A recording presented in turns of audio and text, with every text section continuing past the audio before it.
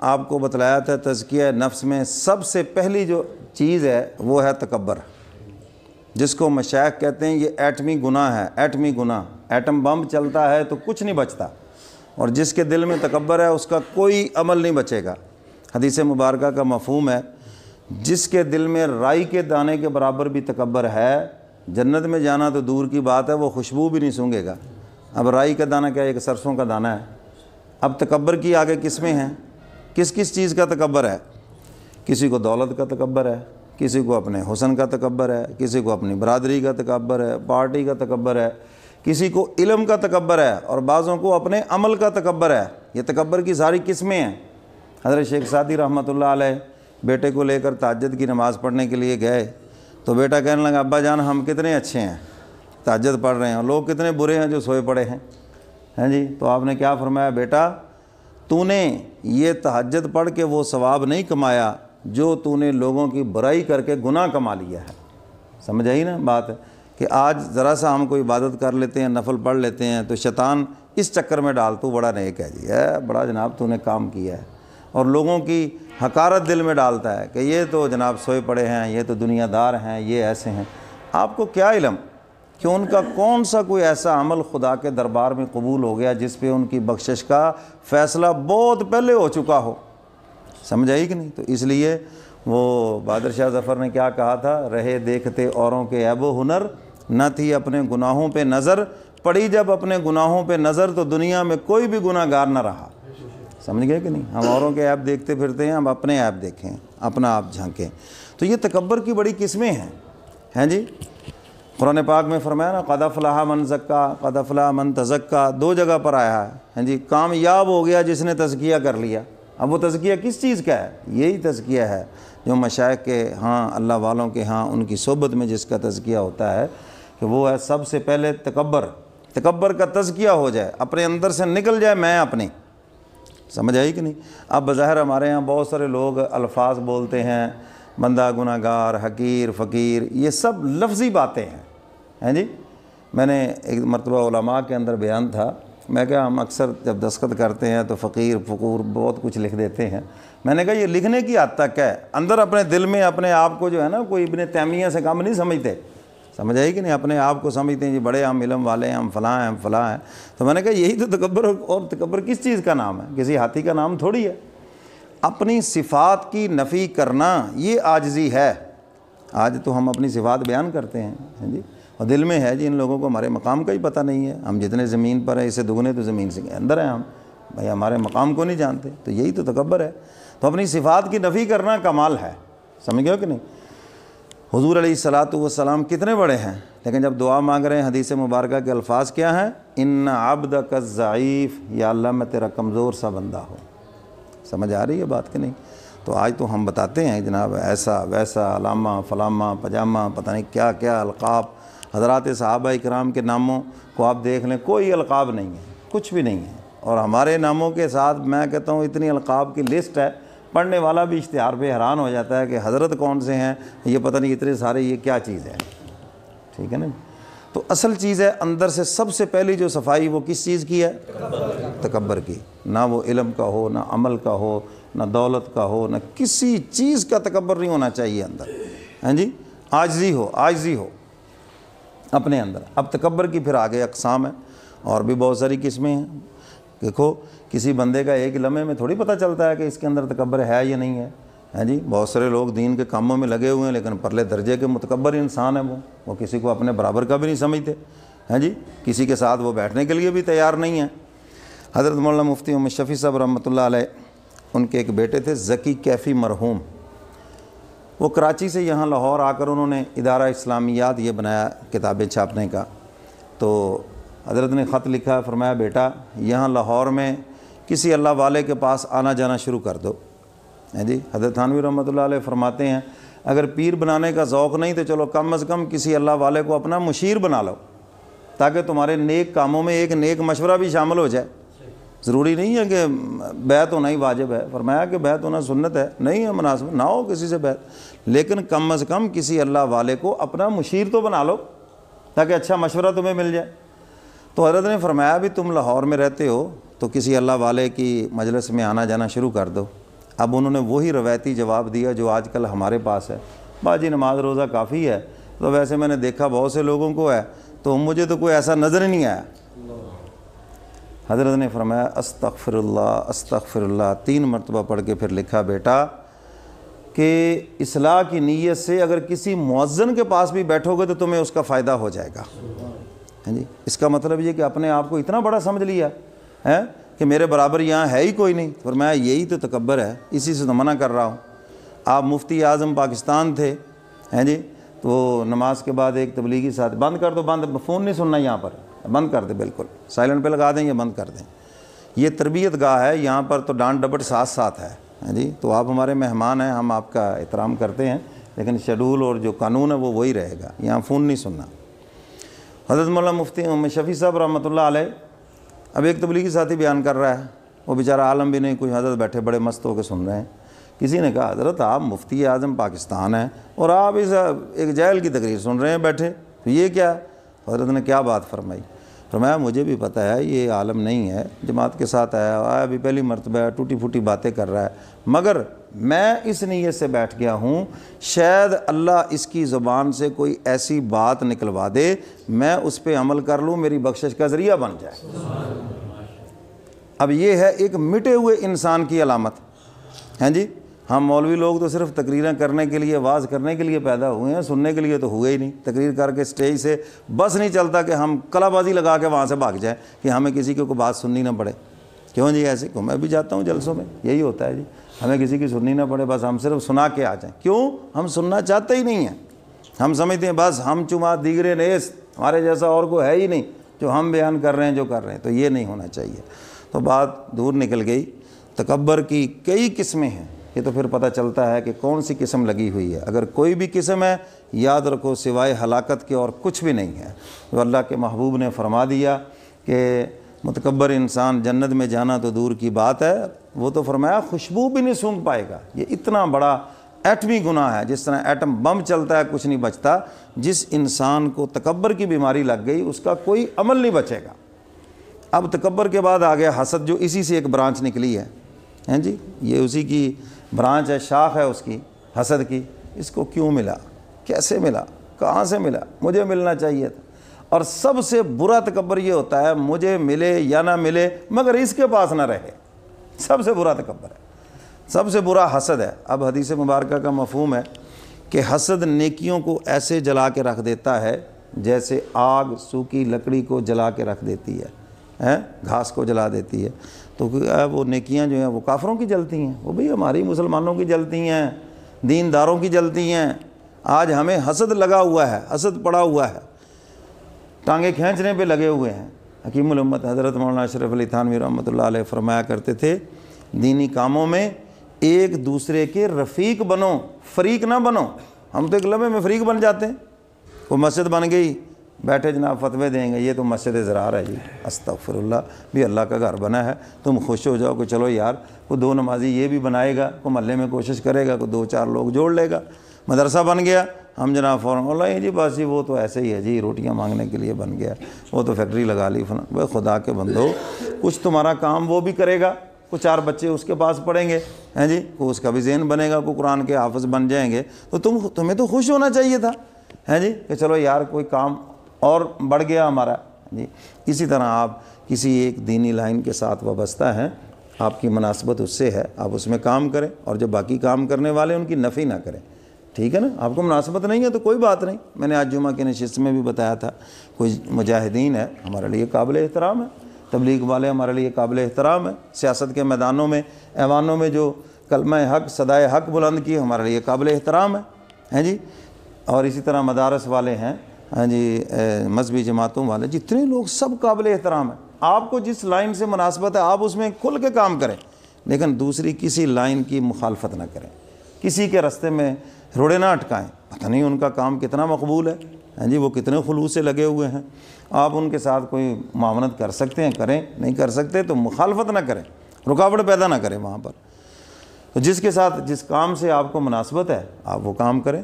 دیکھو نا دارالعلوم دیوبند کی جو بنیاد تھی وہ کسی ایک کام کے لیے تو نہیں تھی، ہیں جی، اسی دارالعلوم دیوبند سے خطابت کے شاہ سوار بھی نکلے، مولانا الیاس دہلوی رحمۃ اللہ علیہ تبلیغ کے روح رواں بھی وہیں سے نکلے، مفتی کفایت اللہ بھی وہیں سے نکلے، حضرت حسین احمد مدنی رحمۃ اللہ علیہ جو سیاست کے میدان کے شاہ سوار تھے وہیں سے نکلے ہیں جی۔ تو اس لیے یہ سارے دین کے شعبے ہیں، اور سارے شعبوں کے ساتھ آپ کی مخالفت نہیں ہونی چاہیے، موافقت ہونی چاہیے۔ باقی آپ کو جس شعبے سے مناسبت ہے آپ اس کا کام کریں، ٹھیک ہے۔ تو حسد نہیں ہونا چاہیے بالکل۔ کاروباری حضرات حسد کرتے ہیں، ہمارے یہاں یہ ہوتا ہے کہ ایک کی دکان چل گئی نا کپڑے کی، تو اب بڑے لوگوں کی زبانوں پہ ہوگا کہ میں نے دکان برابر ڈال دی اور اس کو فیل کر کے دکھانا ہے۔ کیا تم خدا کے دیے ہوئے رزق کو بند کر لو گے؟ نہیں بند کر سکتے، یہ تو اللہ کی تقسیم بہتر، تم کون ہوتے بند کرنے والے؟ تو اس لیے حسد نہیں کرنا۔ جب آپ حسد کریں گے یاد رکھنا اس نعمت سے آپ محروم ہو جائیں گے، جب تک آپ توبہ نہیں کریں گے باز نہیں آئیں گے اس حرکت سے۔ اس کو اللہ ترقی دیں گے جس پہ آپ حسد کر رہے ہیں، اور جو کرنے والا ہے وہ اس نعمت سے محروم ہو جائے گا، قیامت آ جائے گی اس کو وہ نعمت نہیں ملے گی، اس وقت ملے گی جب وہ توبہ کرے گا، معافی مانگے گا۔ کیونکہ ام تحسدون الناس علی ما آتاہم اللہ من فضل، قرآن پاک میں فرمایا کہ تم حسد کرتے ہو لوگوں پر کہ خدا نے اس پہ فضل کیوں کیا ہے؟ کیا اللہ کا فضل تمہاری چاہت کا محتاج ہے؟ وہ جس پہ چاہے سو فضل کر دے، یعنی جس کو چاہے نواز دے، اس کو کوئی نہیں پوچھ سکتا۔ تو اس لیے کسی پہ حسد نہیں کرنا ہے جی، نہ کسی کے ادارے پہ کرنا ہے، نہ کسی کی مسجد پہ کرنا ہے، نہ کسی کے کاروبار پہ کرنا ہے۔ یہ ترقیاں، یہ عزتیں، یہ سب اللہ تعالیٰ دیتے ہیں، کوئی کسی کا کمال نہیں ہے اس میں، سمجھ گیا کہ نہیں؟ تو حسد نہیں کرنا۔ اب یہ اس کی ایک برانچ ہے، قسم ہے۔ اب اس سے آگے چلیں، اس کی اور بھی برانچیں ہیں۔ تزکیہ نفس کے حوالے سے بات چل رہی کہ کن چیزوں کا تزکیہ، وہ کون لوگ ہیں جو خوش نصیب، جن کے متعلق قرآن پاک میں فرمایا گیا قد افلح من زکا، تحقیق کامیاب ہو گئے جنہوں نے تزکیہ کر لیا۔ وہ کس چیز کا تزکیہ ہے؟ خانقاہوں کے اندر تزکیہ ہی تو ہے۔ حکیم الامت حضرت مولانا اشرف علی تھانوی رحمۃ اللہ علیہ فرماتے ہیں جو پیر صرف وظیفے بتائے، فرمایا وہ پیر بنانے کے قابل ہی نہیں ہے۔ فرمایا جو پیر صرف نذرانے وصول کرے وہ تو بالکل اس کے قریب بھی نہ جاؤ۔ تو حضرت سے پوچھا کہ پھر وہ بنائیں کس کو پیر؟ فرمایا جس کی صحبت میں جاؤ دنیا سے تمہارا دل کھٹا ہو اور تمہارا آخرت کی طرف دھیان لگے، فرمایا وہ پیر بنانے کے قابل ہے جو تمہاری ڈانٹ ڈپٹ بھی کرے، اور فرمایا جو صرف خوشامد کرے ایسے پیر کو پیر مت بناؤ۔ سمجھ گئے کہ نہیں؟ دیکھو نا، مالی آپ نے رکھا ہے گلشن کو سنوارنے کے لیے، تو وہ جناب کوئی شاخ کاٹے ہی نہ، وہ پھول کاٹے ہی نہ، وہ جناب دیکھ بھال کرے ہی نہ، ہر چیز کو بڑھنے دے جو جیسے ہے جی بس ٹھیک ہے، تو فرمایا وہ تو سارا گلشن برباد کر کے رکھ دے گا۔ بعض پودے خوبصورت لگتے ہی تب جب اس کی کاٹ چھانٹ ہو۔ تو اس لیے فرمایا مرشد وہ ہونا چاہیے جو ڈانٹ ڈپٹ بھی کرے۔ اور حضور علیہ الصلاۃ والسلام حضرات صحابہ کرام کی تربیت فرماتے تھے، آپ ڈانٹتے بھی تھے، ناراض بھی ہوتے تھے، غصے بھی ہوتے تھے، جس کی بے شمار مثالیں احادیث مبارکہ میں موجود ہے۔ ایک صحابی نے خوبصورت مکان بنایا تو حضور کو جب پتہ چلا تو آپ ناراض ہوئے اور آپ نے سلام کا جواب نہیں دیا، ادھر سے سلام کیا، ادھر چہرہ پھیرا، ادھر کیا، ادھر چہرہ پھیرا۔ سمجھ آئی کہ نہیں؟ تو آپ نے ایسی تربیت فرمائی۔ پوچھا صحابہ سے کیا بات ہے حضور، کس لیے ناراض ہیں؟ انہوں نے کہا اور تو کچھ پتہ نہیں، بس آپ کا یہ مکان دیکھا، گنبد دیکھا تو حضور نے پوچھا یہ کس کا ہے؟ ہم نے آپ کا نام لیا، وہ سمجھ گیا کہ حضور میرے مکان بنانے سے ناراض ہیں۔ تو انہوں نے کوئی بات نہیں کی، خاموشی سے اٹھے اور اس مکان کی اینٹ سے اینٹ بجا دی جا کر، اور آ کر بھی خاموشی سے بیٹھ گئے۔ یہ نہیں کہا کہ جی آپ ناراض ہیں، لو جی اسی ٹاتا ہوں جی، لو جی ہم نے یوں کر دیا، کوئی احسان نہیں چڑھایا۔ ہمارے اوپر تو لوگ احسان چڑھاتے ہیں، تمہارے پیچھے نماز پڑھتے ہیں جی، تمہارے پیچھے جمعہ پڑھتے ہیں، تو میں کہا کرتا ہوں میرا منہ تو آگے ہے، آپ پیچھے کھڑے ہوتے ہیں، تو زیادہ ہے تو آپ آگے کھڑے ہو جائیں بھائی، میں تو یہی کر سکتا ہوں۔ تو آ کر یہ نہیں عرض کیا کہ اللہ کے محبوب آپ ناراض ہیں، ہمیں دیکھو جی گرا دیا، خاموشی سے بیٹھے۔ وہ تو حضور نے پوچھا کہاں ہے وہ گنبد، وہ نظر نہیں آ رہا، تو صحابہ نے ساری بات بتائی۔ تو پھر آپ نے تربیت فرمائی، فرمایا کہ جو آخرت کا مسافر ہے وہ دنیا کے ان بکھیڑوں میں نہیں پڑتا، اور جو ان بکھیڑوں میں پڑ جائے گا نا تو آخرت کی طرف اس کا دھیان کمزور ہو جائے گا، ان چیزوں میں لگ جائے گا۔ تو بات چل رہی تھی کہ حسد نہ ہو ہمارے اندر، تو یہ تزکیہ ہے اندر کا۔ اب چونکہ زیادہ تفصیل میں نہیں جاتا، میں چاہتا ہوں چلو یہ ہمارے مہمان بھی ہیں تو تھوڑا تھوڑا اس کے اوپر بات کر دوں۔ اب اس کے بعد آگے چلیں جی، لالچ ہے جی، وَمَن یُوقَ شُحَّ نَفْسِهِ فَأُولَٰئِکَ هُمُ الْمُفْلِحُونَ، قرآن پاک میں فرمایا جو جی کے لالچ سے بچا لیا گیا وہ کامیاب ہو گیا۔ اب دولت کا بے جا لالچ ہے، حرص ہے، ہوس ہے۔ مسلمان کی زندگی صبر اور شکر کی زندگی ہے، کافر کی زندگی حرص اور ہوس کی زندگی ہے۔ مل گیا شکر الحمدللہ، نہیں ملا تو انا للہ، بس اللہ کو منظور ہی یہی تھا۔ یہ نہیں کہ اسی کے اوپر وہ دل ہار دے، اسی کے اوپر وہ سب کچھ کہ جو مجھے ملا کیوں نہیں ہے، ٹھیک ہے نہیں ملا، میرا قدر میں نہیں ہے، بات ختم، سمجھ گیا کہ نہیں؟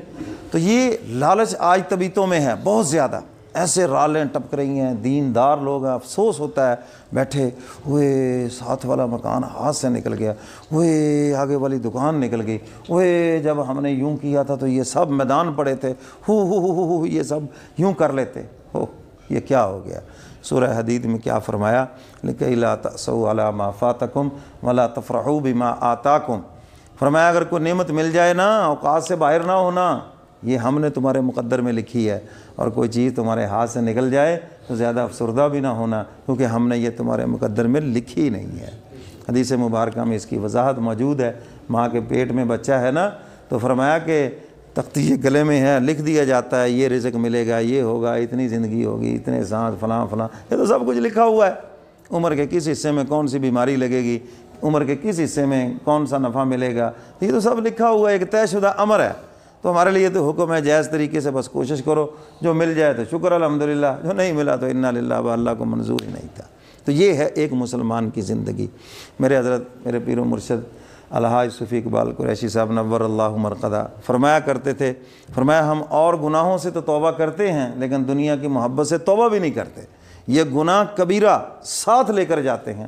حدیث مبارکہ کا مفہوم ہے دنیا کی محبت ہر گناہ کی جڑ ہے، ہر گناہ کی جڑ ہے۔ چور چوری کرتا ہے دنیا کی محبت کی وجہ سے، ڈاکو ڈاکہ ڈالتا ہے دنیا کی محبت کی وجہ سے، راشی رشوت لیتا ہے دنیا کی محبت کی وجہ سے، جس کو بھی دیکھو جتنے یہ کام ہے یہ دنیا کی محبت کی وجہ سے ہے۔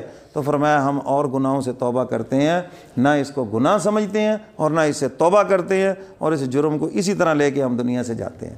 تو اس لیے اتنا لالچ دنیا کا اور اتنی محبت اس سے ہمیں منع کیا گیا ہے، بس اس کو ایک ضرورت کی حد تک رکھیں آپ۔ سیدنا فاروق اعظم رضی اللہ تعالیٰ عنہ بیت المال میں جب بہت سونا چاندی جمع ہوا تو آپ نے ساتھیوں کو جمع کر کے فرمایا آؤ دعا کریں۔ کیا دعا کی؟ یا اللہ اس مال و دولت کے ذریعے ہمیں اپنی آخرت بنانے کی توفیق عطا فرما، اور اگلی دعا کی مولا اپنی آخرت بگاڑنے کی کبھی توفیق نہ دینا۔ تو اس لیے دنیا کی اتنی محبت اس کی اجازت نہیں ہے، طبی طور پر اس کی محبت موجود ہے۔ اگر حضرت تھانوی رحمۃ اللہ علیہ فرماتے وہ اتنی سی نہ رکھیں تو ہم اس کو ضائع کر دیں، بیکار کر دیں۔ تو اس لیے محبت تو ہے، لیکن فرمایا اللہ اس کے رسول کی محبت اس کے اوپر رہے، اس محبت کو نیچے رکھو، اس محبت کے اندر کہیں اللہ کے احکامات ضائع نہ ہو جائیں۔ آج بچیوں کو وراثت کیوں نہیں دیتے، کیوں نہیں میراث کا حصہ دیتے؟ یہ دنیا کی محبت ہے اور کیا ہے۔ اچھا جملہ کیا بولیں گے؟ وہ جی غیروں میں چلی جائے گی وراثت، مال۔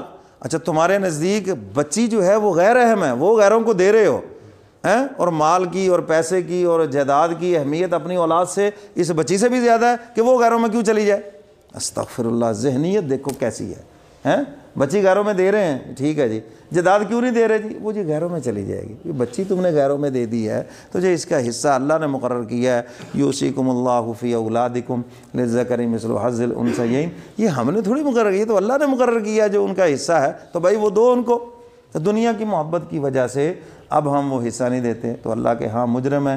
حدیث مبارکہ کا مفہوم ہے جو کسی وارث کو اس کی وراثت سے محروم کرے، اللہ تعالیٰ ایسے بندے کو جنت کی خوشبو سے محروم کر دیتے ہیں۔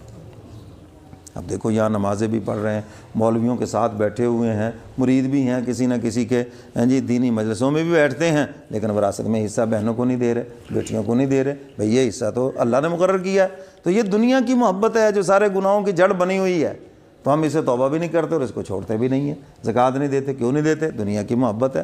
عشر نہیں دیتے، کیوں نہیں دیتے؟ دنیا کی محبت ہے جس نے ہمیں کھینچا ہوا ہے۔ تو اگر انسان دے دے تو پھر وہ دنیا کی محبت اس کے دل میں نہیں ہے۔ زکوٰۃ کے ٹائم زکوٰۃ دے، اگر عشر ہے عشر دے۔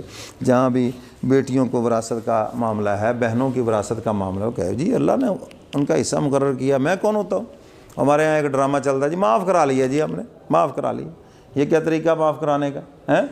حکیم الامت حضرت تھانوی رحمۃ اللہ نے طریقہ لکھا ہے بھی اگر معاف بھی کرانا ہے تو اس کا طریقہ یہ ہے، فرض کر لیں بچی کا یا بہن کا حصہ 1 لاکھ روپے بنتا ہے، آپ کیش اس کے ہاتھ پہ رکھ دیں کہ لو بیٹا، دو بہن جی یہ آپ کا حصہ ہے وراثت سے، اب آپ کی مرضی ہے، خود کھا لو، حج کر لو، عمرہ کر لو، بیٹے کو دے دو، بھائی کو دے دو، تمہارا جی چاہے واپس مجھے دے دو۔ اگر تو وہ لٹا دے تو واقعی معاف کرنا ہے، اور اگر نہ لٹائے تو پھر کچھ بھی نہیں، اس کا حق کا لے لیا ہے۔ جب اس کو پتہ ہے ملنا کچھ نہیں اور بھائی کا دروازہ بھی بند ہو جائے گا، بول چال بھی ختم ہو جائے گی، تو وہ بیچاری شرم شرمی کہتے اچھا جی بس ٹھیک ہے معاف کر، یہ کوئی معاف نہیں ہے۔ اسی طرح بیوی سے حق مہر معاف کراتے پھرتے، میں نے کہا اس مرد کو شرم سے ڈوب کے مر جانا چاہیے جو بیوی سے حق مہر معاف کرائے ہیں۔ اس کو حج عمرہ کرا دیں گے، سب کرا دیں گے جو اس کے ذمہ ہی نہیں ہے جی، اور 500,000 روپے جو حق مہر لکھا وہ نہیں دینا جی ہم نے، وہ دیتے ہوئے شرم آتی ہے۔ بھائی کیوں شرم آتی ہے؟ وہ آپ کے ذمہ ہیں، یہ آپ کا وہ قرض ہے جس کو کوئی ادا ہی نہیں کرے گا اور کل قیامت کے دن ضرور جا کے جوتے کھانے ہیں، تو اس لیے جو بھی حق مہر ہے یہ اپنی زندگی میں خود ادا کریں۔ تو بات دور نکل گئی، آج ہمارے اندر یہ محبتیں ہیں جی، یہ دنیا کی محبت ہے جس نے ہمیں اتنے گناہوں میں جکڑ لیا۔ اب آگے چلیں، اس کے بعد نفرت ہے۔ مسلمان سے نفرت رکھنا یہ گناہ کبیرہ ہے۔ آج ہمارے اندر مسلکی نفرتیں ہیں، آج ہمارے اندر پتہ نہیں کون کون سی مسلک کے اندر کو 150 مسلک بنا ہوا ہے ہیں جی۔ تو بھائی یہ کیا ہو گیا؟ یہ حضور کی امت ہے، ہم نے تو دلوں کو جوڑنا تھا، ہم نے تو سب کو ایک لائن پہ لانا تھا، وہ ہم ہی تقسیم کرنے پہ ہو گئے۔ وہ ممبر و محراب، مسجد خدا کا گھر جہاں سے اللہ کی وحدانیت کا درس اور سب کے دلوں میں محبت ڈالنی تھی اور سب کو ایک کرنا تھا، ہم نے وہیں آ کے اس ممبر و محراب سے نفرتیں برسا دی رکھ کر اس کے پیچھے نماز نہیں ہوتی۔ وہ گستاخ رسول ہے جی، وہ مشرک ہے جی، وہ بے ایمان ہے جی، وہ فلانا ہے جی، اس کے پیچھے نماز نہیں ہوتی۔ وہ خدا کے بندو کیا زہر اگل دیا ہم نے، یہ کیا کر دیا ہم نے، یہ کیا ہم نے نفرتیں بکھیر کے رکھ دیں۔ ایک حدیث سناتا ہوں، اس کا مفہوم حضرت ابو ہریرہ رضی اللہ تعالیٰ عنہ فرماتے ہیں، ہم مسجد میں بیٹھے تھے، حضور تشریف فرما تھے، تو ایک صحابی تشریف لائے، حضور نے فرمایا یہ جو سامنے آ رہے ہیں نا، اگر کسی نے زمین پہ چلتا پھرتا جنتی دیکھنا ہو تو اس کو دیکھو۔ ابو ہریرہ فرماتے ہیں میں تو بھئی اس کے پیچھے ہو گیا، کون سا عمل کرتے ہو بھئی جس کی وجہ سے حضور تمہیں جنت کی بشارت دے رہے ہیں؟ کہتے میں نے ان سے کہا کہ میں تمہارے گھر میں 3 دن مہمان ہوں۔ سادگی کا زمانہ تھا، انہوں نے کہا اہلا و سہلا مرحبا، آؤ آ گئے جی۔ اچھا ویسے آج اگر کوئی کہہ دے میں 3 دن مہمان ہوں، کہ ہمارے پاس مہمان ہیں 3 دن آپ ان کے ساتھ بھی نہیں بیٹھیں گے، ان کی باتیں بھی نہیں سنیں گے ہیں، حالانکہ بیچارے اپنا کھا رہے اپنا پی رہے، آپ کہیں گے جی بس جی 10 منٹ ہے، اس سے زیادہ نہیں۔ تو اب آپ سے کوئی کہہ دے جی میں آپ کے گھر میں 3 دن مہمان ہوں، تو کیا حالت اظہار ہوگی؟ حالانکہ مہمان برکت ہے، رحمت ہے، اس کے آنے سے رزق میں اضافہ ہوتا ہے جی، اتنی چیزیں۔ لیکن ہم بہرحال وہ سادگی کا زمانہ تھا، 3 دن مہمان رہے، دیکھا اذان ہوتی ہے، وہ کام چھوڑتے ہیں، مسجد میں آتے ہیں، نماز پڑھتے ہیں، پھر آگے اپنے کام میں مشغول ہو جاتے ہیں۔ رات کو بھی دیکھا، دن کو بھی دیکھا، کوئی ایسا کام نہیں کر رہے، کوئی ایسی خاص عبادت نہیں، روٹین میں ہے۔ کہتے پھر میں جب رخصت ہونے لگا تو میں نے بتایا کہ میں تو بھائی اس کام کے لیے آیا تھا، حضور نے آپ کے متعلق یہ بشارت سنائی ہے، تو کیا چیز ہے، مجھے تو ملا نہیں۔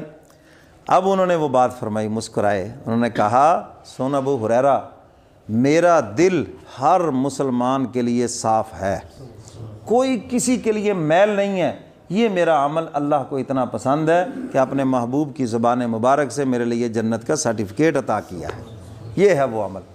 اچھا اب میں آپ سے پوچھتا ہوں ہمارے دل صاف ہیں؟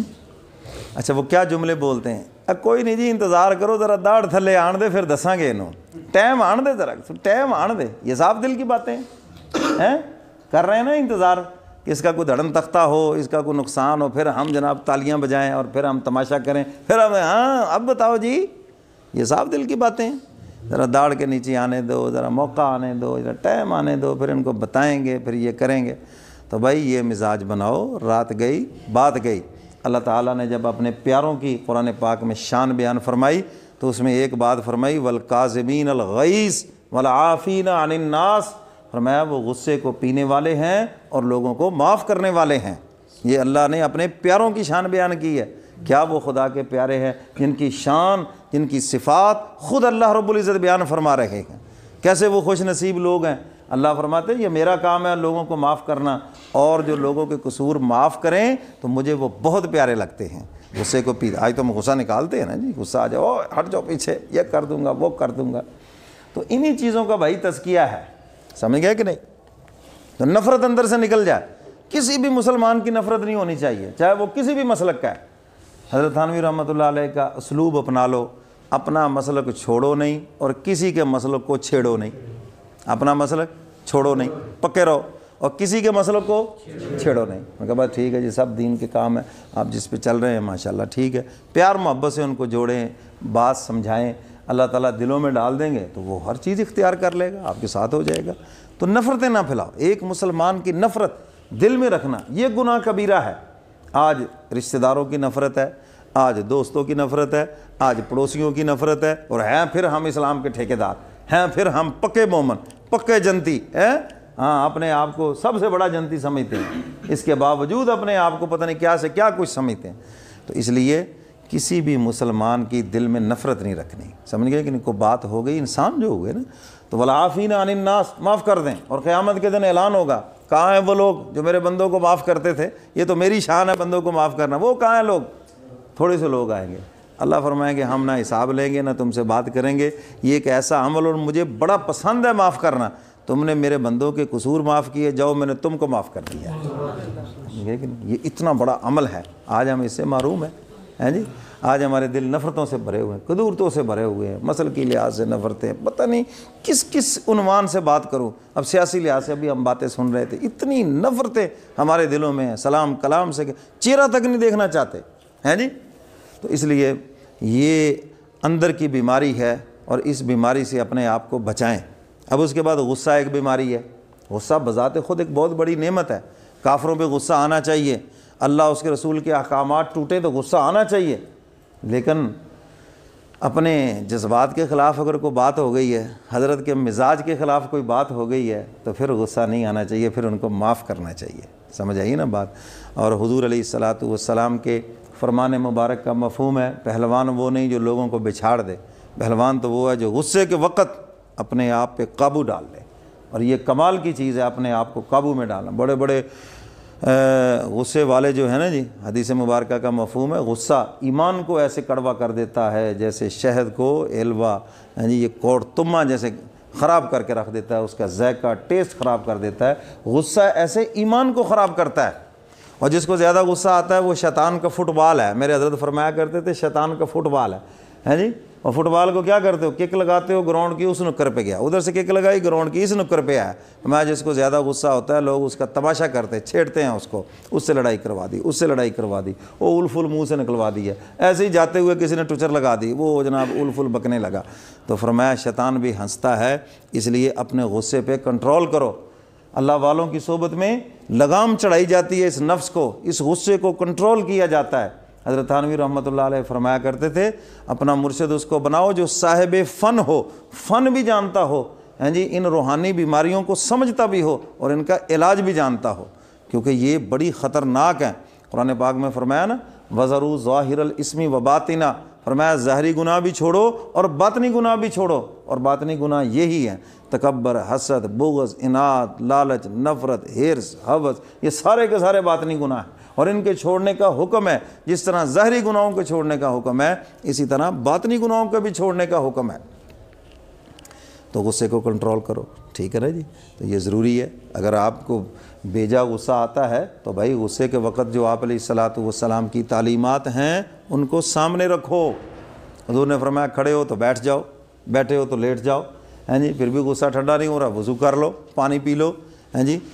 آپ علیہ الصلاۃ والسلام کو ستانے والوں نے حد کر دی، کوئی دنیا کا ظلم و ستم جو آپ پر نہیں ہوا، اور وہ چاہتے تھے کہ غصے میں حضور علیہ الصلاۃ والسلام کو ایسی بات اپنی زبان مبارک سے نکالیں جو شان نبوت کے منافی ہو، حضور کی شان کے خلاف ہو۔ انسان چونکہ غصے میں ایسی باتیں کر جاتا ہے، لوگ حیران ہوتے ہیں کہ یار یہ کیسی باتیں کر رہا ہے، اور آج کل بڑے لوگ فنکار ہیں، وہ غصہ دلا کے آپ سے وہ کروا دیں گے آپ سوچ نہیں سکتے۔ جس نے پیسے نہ دینے ہوں وہ آپ کو غصہ دلائے گا، آپ گالم گلوچ لڑنے مرنے پہ آ گئے، چلو اصل قصہ دفن، اور جناب نئی کہانی شروع ہو گئی، لڑائی ہوگی، سر پھٹ گیا، آپ کو دوسری طرف پہ لگا دیے۔ کیوں؟ آپ کا غصہ کنٹرول نہیں ہے، آپ کو غصہ دلایا اور آپ کو الٹے کام آپ سے کروا دیے۔ تو اس لیے غصے کے اوپر کنٹرول کرنا سیکھو، اور غصہ نافذ کرنا کمال نہیں، غصے کو کنٹرول کرنا کمال ہے، پی جانا کمال ہے۔ سمجھ گئے ہو بات کہ نہیں؟ تو اس لیے غصہ زیادہ آتا ہے تو آپ علیہ الصلاۃ والسلام نے یہ چیزیں بیان فرمائی۔ تو غصے کے وقت بالکل زبان پہ کوئی جملہ نہ لے کے آئیں، کوئی بات نہ کریں۔ حضرت تھانوی رحمۃ اللہ علیہ فرماتے ہیں اگر بچوں پہ غصہ آیا، شاگرد پہ غصہ آیا، ملازم پہ غصہ آیا، فرمایا اس وقت کوئی بات نہ کرو، خاموش ہو جاؤ، بعد میں مصنوعی غصہ پیدا کر کے ان کی تربیت کرو۔ کیوں؟ اب تمہاری بات اس کے دل پہ اثر کرے گی، اب تم مناسب بات کرو گے، ملازم کے لیے بھی، اولاد کے لیے بھی، شاگردوں کے لیے بھی۔ اور جب تم غصے کے اندر ہو اور تم تو خود ہی اعتدال کے اوپر نہیں ہو، تم اپنا غصہ نکالو گے، غصہ نکل جائے گا اور اس کے دل میں تمہاری نفرت بیٹھ جائے گی، اس کی کبھی اصلاح نہیں ہوگی۔ سمجھ آئیے بات کہ نہیں؟ وہ جا کے کہے گا جی وہ حاجی صاحب کا دماغ خراب ہوا ہے، آؤٹ ہوتے ہیں کبھی کبھی جمعرات کے دن جب ہمیں پیسے دینے ہوتے ہیں نا، حاجی صاحب صبح 10 بجے ہی آؤٹ ہو جاتے ہیں، وہ آپ کے متعلق یہ رائے بنا دیں گے سارے ملازموں کے اندر۔ بیٹے بھی سمجھیں گے ابا جی کا پارا چڑھا ہوا ہے، اور جب پارا چڑھ جاتا ہے نا پھر ان کو کوئی تمیز نہیں رہتی، تو یہ کیا آپ کی عزت بھی نہ رہی۔ سمجھ گئے بات؟ تو اصلاح بھی نہیں ہوگی بلکہ ان کے دلوں میں تمہاری نفرت بیٹھے گی۔ تو جب اصلاح کی غرض سے مصنوعی غصہ پیدا کرو گے، مصنوعی ڈانٹ ڈپٹ ہوگی تو اس سے ان کی اصلاح ہوگی، ٹھیک ہے نا؟ تو اپنے غصے کو کنٹرول کرنا سیکھیں، غصہ نکالنا کوئی کمال نہیں، دبانا بہت کمال ہے۔ آگے چلیں جی، اور بہت ساری چیزیں ایسی جن کا تزکیہ ہمارے دلوں کا بہت ضروری ہے، بہت ساری چیزیں ہیں، تو یہ تو میں نے موٹی موٹی چیزیں چند بیان کر دیں۔ جب انسان ان کی اصلاح کرتا ہے، کسی نیک انسان کی صحبت میں جاتا ہے، اہل حق میں جو بھی کوئی اللہ والا آپ کو میسر ہے، جہاں کہیں جس سے آپ کی مناسبت ہے، آپ اس کے ساتھ جڑ جائیں اور اپنی ان بیماریوں کا علاج کروائیں۔ اگر ان بیماریوں کے ساتھ گئے، یاد رکھنا یہی قبر میں جا کے برود بن کر پھٹیں گی، ہیں جی؟ یہ جتنا اندر کا گند ہے وہاں تو نکل جانا ہے سب کچھ۔ نماز جنازہ میں امام پیٹ کے برابر نہیں کھڑا ہوتا، سینے کے برابر کھڑا ہوتا ہے۔ کیوں؟ یہاں پر ایمان ہے، یہاں پر نیک اعمال ہیں۔ پیٹ کے برابر کیوں نہیں کھڑا ہوتا؟ یہاں پر گندگی ہے، پخانہ ہے۔ تو اگر تمہارے پیٹ کے اندر بھی وہ کیا کہتے ہیں گندگی سے جناب، تمہارے سینے کے اندر بھی گندگی ہے جی، یہاں پر بھی حسد، بغض، عناد، نفرت، لالچ، ہرس، ہوس، یہ سب کچھ کوٹ کوٹ کے بھرا ہوا ہے۔ بتاؤ پھر پیٹ کی گندگی سے یہ بڑی گندگی ہے، تو اس لیے وہ سینے کے برابر کھڑا ہوتا ہے کہ یہاں پر دل ہے، یہاں پر ایمان ہے، اور یہاں پر اس کے نیک اعمال ہیں، یہاں پر اس کی روحانیت ہے، روحانی پاور ہے۔ نیک اعمال کی جو ایک روحانیت وہ جمع ہے دل کے اندر۔ تو جب بھئی آپ نے تزکیہ ہی نہیں کیا تو وہاں جمع کیا ہے؟ کچھ بھی نہیں ہے۔ بد نظری کرتا ہے انسان تو ساری نیکیوں کا جو نور ہے وہ تو نکل گیا، وہ تو خالی ہو گیا۔ کہ یہ تو ہم ایسے برتن میں پانی ڈال رہے ہیں جس کے نیچے 4-5 سوراخ ہیں، تو اب سارا دن بیٹھے رہیں، وہ بالٹی تو نہیں کبھی بھرے گی، وہ برتن تو نہیں بھرے گا۔ بھائی یہ جو گناہوں کے سوراخ ہیں ان کو جب تک آپ بند نہیں کریں گے، عبادات کا نور اندر جمع نہیں ہوگا۔ حضرات صحابہ کرام 50 نمازیں نہیں، یہ 5 ہی پڑھتے تھے، لیکن قرآن کہتا ہے ان کے چہروں پر ان اعمال کی نورانیت تھی۔ سیماہم فی وجوہہم من اثر السجود، ان کی روحانیت چہروں پہ نظر آتی تھی۔ آج ہمارے اندر روحانیت نہیں، کیوں؟ ہم گناہ سے بچتے ہی نہیں ہیں جی، بد نظری کرتے ہیں، اور جب بد نظری کرتے ہیں تو روحانیت کہاں رہے گی، کہاں نور رہے گا؟ جی فرمایا کہ جو کسی غیر محرم پہ نظر پڑے، حدیث مبارکہ کا مفہوم ہے، اور وہ نظر پھیر لے، اللہ اس کے دل کو ایمان کی مٹھاس نصیب فرماتے ہیں۔